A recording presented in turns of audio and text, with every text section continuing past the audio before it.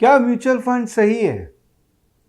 दोस्तों, ये तो वही बात हो गई कि क्या ये लड़का सही है, क्या ये लड़की सही है, क्या गुण मिल रहे हैं दोनों के, कितने गुण मिल रहे हैं, ये सब सब्जेक्टिव बातें हैं। हर इंसान में, हर कॉन्सेप्ट में सही भी होता है कुछ और गलत भी होता है। एक ब्लैंकेट स्टेटमेंट देना कि म्यूचुअल फंड सही है, मुझे लगता है कि ये गलत अप्रोच है। Due respect to the industry, due respect to everyone who has given this slogan that mutual fund सही है, बट आज मैं इस वीडियो के माध्यम से आपको बताना चाहता हूं कि म्यूचुअल फंड हर समय सही नहीं है, हर अप्रोच के लिए सही नहीं है। आपको अगर एक पर्टिकुलर पाथ फॉलो करना है तब हो सकता है म्यूचुअल फंड सही है, लेकिन आपको अगर दूसरा पाथ फॉलो करना है तब हो सकता है म्यूचुअल फंड सही ना हो। तो आज हम ये वीडियो में डिस्कस करेंगे कि एज एन इन्वेस्टर हमारे पास क्या क्या पाथ हैं और म्यूचुअल फंड किस पाथ के लिए किस प्रतिशत तक सही है। 100% कुछ सही नहीं हो सकता है, कहीं ना कहीं उसमें कुछ प्रतिशत की रिक्वायरमेंट है। 90% हो सकता है, 80% हो सकता है, 60% हो सकता है। अगर मैं 20 साल का हूं, मैं यंग हूं, मेरे अंदर एक अलग आग है, मेरे अंदर सारा पृथ्वी को कैप्चर करने की एक जज्बा है और पूरा लाइफ मुझे दिख रहा है, तो मैं म्यूचुअल फंड को अलग तरीके से देखूंगा। अगर मैं 50 साल का हूं और मेरे अंदर अब ठहराव आ रही है, मैं अब रिलैक्स मोड पे जाना चाहता हूं, तो मैं म्यूचुअल फंड को अलग तरीके से देखूंगा। तो मैं ये बोल कैसे सकता हूं कि म्यूचुअल फंड सबके लिए सही है? नहीं हो सकता है। दोस्तों, दो तरह के पाथ हैं अगर आप इन्वेस्टमेंट कर रहे हैं तो। या तो आप एक्टिव इन्वेस्टर हैं या आप पैसिव इन्वेस्टर हैं। सिंपल बात है।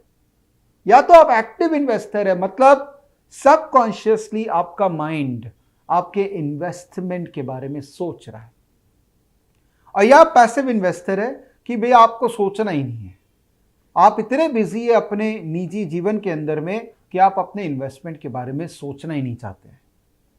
मैं वैसे इसको सपोर्ट नहीं करता हूं दोस्तों, क्योंकि आप कितना भी बिजी हो अपने पैसे के बारे में नहीं सोचेंगे तो फायदा क्या है। बट नेवरदलेस हो सकता है कि आपके कंपल्शंस हो कि आप पैसिव इन्वेस्टर के रूप में ही अपने जीवन को व्यतीत करना चाहते हैं। एक्टिव इन्वेस्टर कौन है?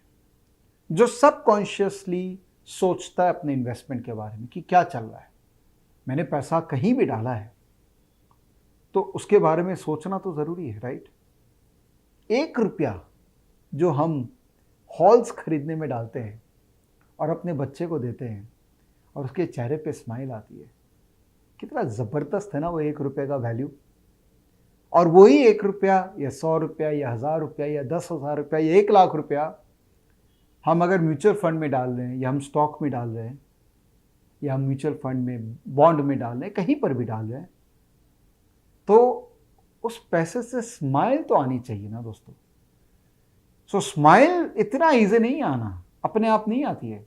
स्माइल के लिए एक स्टेप आगे बढ़ाना पड़ता है अपने आप को, और वो जब आप एक्टिवली थोड़ा अपने इन्वेस्टमेंट्स को देखेंगे तब मुझे लगता है कि आप पे स्माइल ज्यादा आएगी।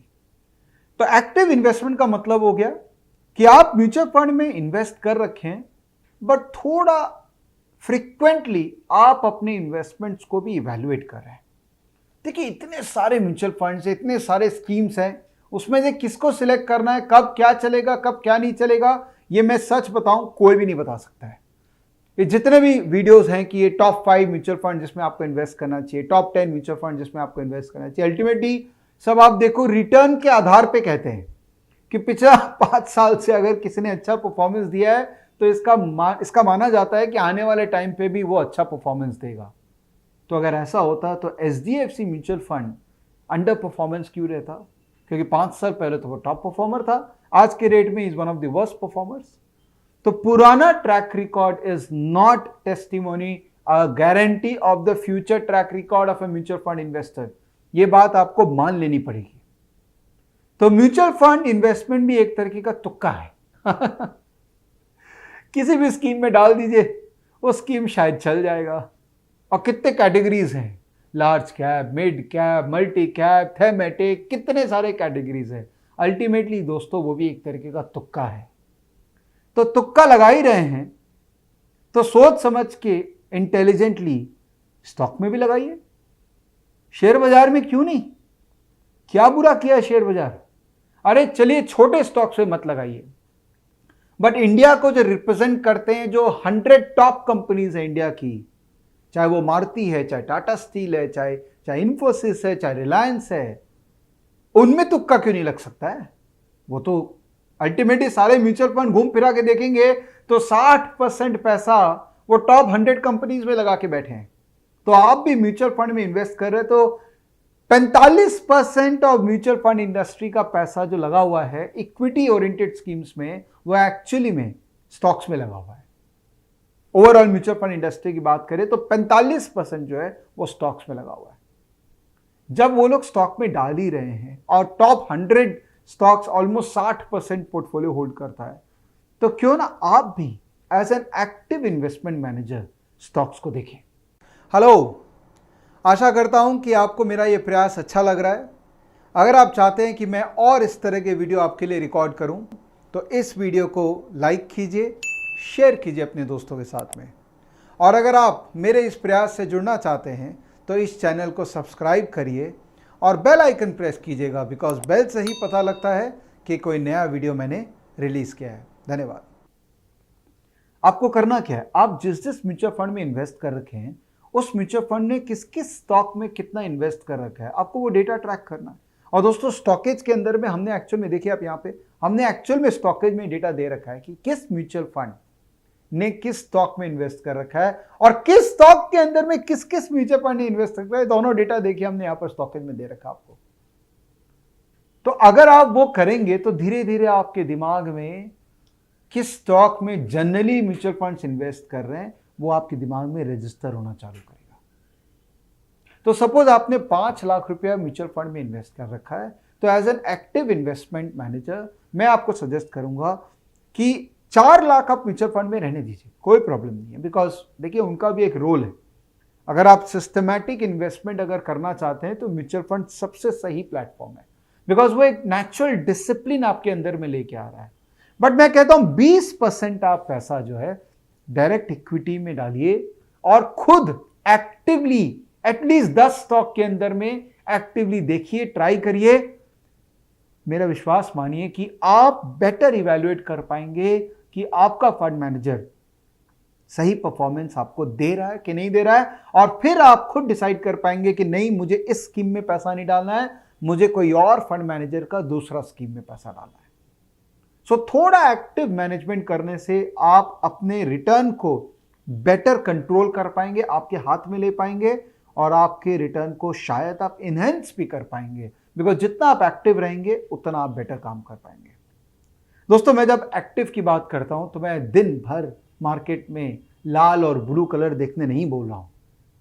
मैं क्या बोल रहा हूं कि रात को खाना खाने के बाद सिर्फ आधा घंटा तो दे सकते हैं ना दोस्तों। इतना टाइम व्हाट्सएप में वेस्ट कर रहे हैं, इतना टाइम सोशल मीडिया में डाल रहे हैं, तो आधा घंटा स्टॉकेज को दे दीजिए दोस्तों खाना खाने के बाद। और जल्दी खाना खाने का भी आदत डालिए, 7:30-8 बजे तक खाना खत्म करिए खा के। उसके बाद आधा घंटा से 1 घंटा दे देंगे तो बहुत अच्छी बात है। आधा घंटा कम से कम दीजिए आपके स्कीम्स जहां जहां आपने इन्वेस्ट कर रखा है म्यूचुअल फंड में, उनमें क्या क्या हो रहा है। और 10 स्टॉक जो मैं सबको कहता हूं कि 10 ही स्टॉक फॉलो करना है, आपके 10 स्टॉक्स का डेली बेसिस पे परफॉर्मेंस देखिए, ट्रैक रिकॉर्ड देखिए, और उसमें अगर कुछ रीस्ट्रैटेजाइज करना है तो रीस्ट्रैटेजाइज करिए। उसके लिए दोस्तों आपको कुछ कुछ चीजें सीखनी भी पड़ेंगी। तो हमने ELM के अंदर में ELM लर्न फ्री बहुत कंटेंट दे रखा आपको सीखने के लिए। तो ELM मार्केट्स के फ्री कंटेंट को यूज कीजिए और बेसिक लर्निंग ELM स्कूल के थ्रू आप लीजिए, तो बेसिक आपको सब मिल जाएगा। कोई पेड कंटेंट कहीं का अभी लेने का दरकार नहीं है। Free is good enough for your half an hour of working on a daily basis. तो ये तो दोस्तों एक्टिव इन्वेस्टमेंट मैनेजमेंट। अब पैसिव की बात करते हैं। पैसिव मतलब मैं तो बहुत बिजी इंसान हूं, मेरा बिजनेस जो है मुझे बहुत टाइम ले रहा है, मैं इसमें दिमाग नहीं लगा सकता हूं। दोस्तों अगर आप अपने बिजनेस के कारण पैसिव इन्वेस्टमेंट करना चाह रहे हैं तो मेरा थम्स अप है आपके लिए, जबरदस्त। अगर आपका बिजनेस आपको बिजी रख रहा है, उससे बड़ा इन्वेस्टमेंट कुछ नहीं है। उसमें इन्वॉल्व होइए और म्यूचुअल फंड में एसआईपी करते रहिए, दिमाग ही मत लगाइए। रिटर्न 7% आ रहा है कि 9% आ रहा है कि 12% आ रहा है, कैसे मैटर करता है, क्योंकि सबसे बड़ा रिटर्न जो है वो आप खुद हैं और वो आपका बिजनेस है।